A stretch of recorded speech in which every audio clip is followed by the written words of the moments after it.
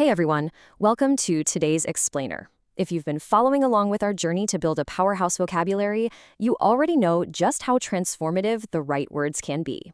Today, we're diving straight into Lesson 18 from the classic guide 504 Absolutely Essential Words. We aren't just going to sit here and read dry definitions either. We're going to unpack these 12 specific words by seeing exactly how they bring sentences to life and how they build a genuinely fascinating story about the American auto industry. So, get comfortable and let's upgrade that vocabulary. So let me ask you a question. How would you describe the tragedy of reckless drivers? Take a second and really think about that. Without the right vocabulary, it's kind of tough to capture the true danger and heartbreak of a scenario like that, right? But hidden inside this one highly relatable question are two of our absolute power words for today.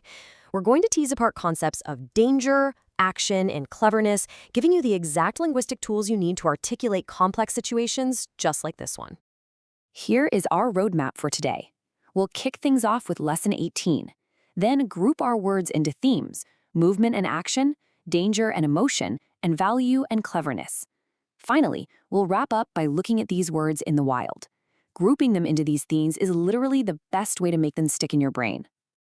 All right, part 1. Welcome to Lesson 18. Let's take a look at our 12 essential words.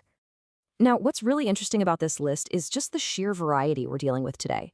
We've got words that sound sharp and quick, like nimble, words that carry a ton of emotional weight, like tragedy, and words that sound almost entirely mechanical, like lubricate.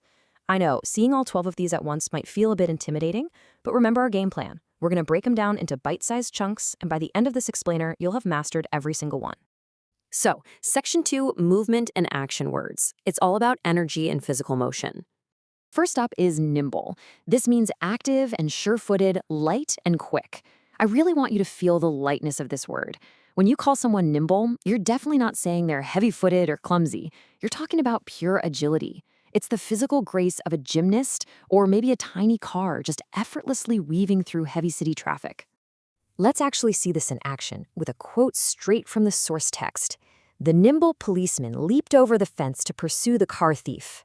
See how that pops? Because the author went with nimble, we know this cop didn't just awkwardly stumble over that fence. He cleared it. Quick, active, totally sure-footed. It completely changes the energy of the whole sentence. Next on the list, we have pedestrian. Basically, it's just a person who goes on foot, a walker. In the context of action, it's all about how someone is moving through the world, specifically using their own 2 feet instead of sitting behind the wheel of a vehicle. Think about it. When cars are zooming past, who is the one actually at risk? The pedestrian. Moving right along, we have manipulate, which means to handle or treat skillfully. Now, sure, nowadays we often use this to talk about emotional manipulation, but its physical, action-oriented root is literally all about using your hands with skill. Think of a scientist meticulously dialing in a microscope, or a pilot tweaking a radio dial until they get a signal. It implies a really high level of physical, deliberate control. To round out our action words, we've got lubricate. This means to make machinery smooth and easy to work by putting on oil or grease. And there's actually a really cool logical connection here. Just like a human has to manipulate physical objects skillfully to make them work, we have to lubricate heavy machinery so it runs smoothly without friction. Whether it's the massive wheels of a train or the delicate little gears in a watch, lubrication is the action that keeps the mechanical world moving. All right, Section 3, danger and emotion. We're shifting gears to look at some heavier, more intense words. The big anchor for this group is tragedy. This one carries a dual meaning. On one hand, it's a very sad or terrible happening in real life, like a sudden disaster or a fatal road accident. But on the other, it's a literary term for a sad play, the exact opposite of a comedy. Either way, when you drop the word tragedy, you are letting your audience know that something profoundly heavy and sorrowful has occurred. And you know, a tragedy is so often caused by our next word, reckless. This means careless, heedless, or wild. It describes an action taken without giving a single thought to the dangerous consequences. When someone ignores the safety of everyone else and just goes wild, that's being reckless. As our text points out, reckless drivers absolutely have to be taken off the road before they do irreparable harm. Check out this quote. "The reckless smoker ignited the entire forest." It wasn't just a simple mistake, right? It was a heedless, careless action, like casually flicking a burning match into dry brush that led to a wild, devastating consequence. Just one reckless moment literally caused a massive tragedy. Next up is horrid, which means terrible or frightful. You use this to describe things that are the absolute dead opposite of pleasant. It's a highly emotional word. For example, our text talks about the horrid air pollution that cars pump into the sky. It isn't just bad, it's frightful. It is deeply, deeply unpleasant to experience. Finishing up this section, we have rave, which simply means to talk wildly, and it perfectly captures extreme emotion. Someone might rave incoherently because they're super upset or under the influence of something, but you can also rave out of pure excitement, like an owner raving enthusiastically about their brand new sports car's top speed. It's all about intense, uncontrolled speech. Moving on to section 4, value and cleverness. Let's look at words tied to money and resourcefulness.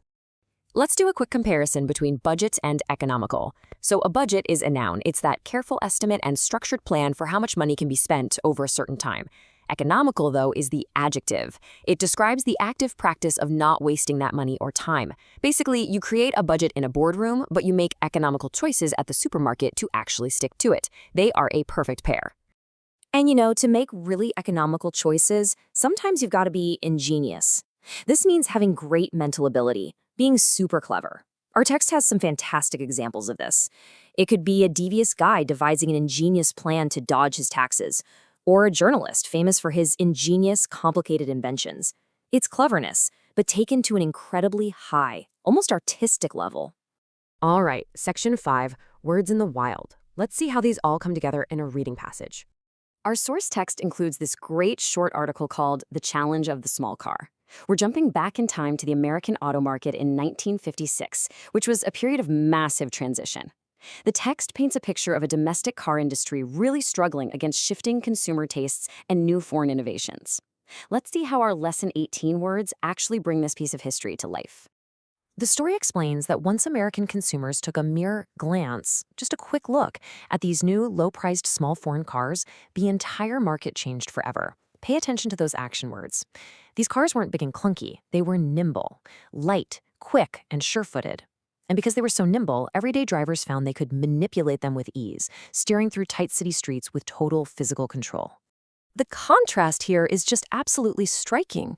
People started turning their backs on the huge domestic vehicles, frequently refusing, and I quote, those horrid Detroit monsters with 8 cylinders. Look at the heavy emotion in that word, horrid. Those big cars were suddenly viewed as terrible, frightful gas guzzlers. In fact, many pedestrians, folks who previously only walked and didn't even care about driving, started buying these economical small cars because they were finally affordable and sensible. And that brings us to the end of Lesson 18. Now, understanding these 12 words in context is fantastic, but true mastery, that comes from active recall and real-world application. So here is my challenge for you today. Which word from Lesson 18 are you going to use in an original sentence? Are you going to describe a friend's ingenious idea? Or maybe talk about an economical choice you made for dinner? Pick one word, write it down, and consciously use it in a conversation today. Thanks so much for hanging out with me for this explainer. Keep practicing, stay curious, and I'll catch you next time.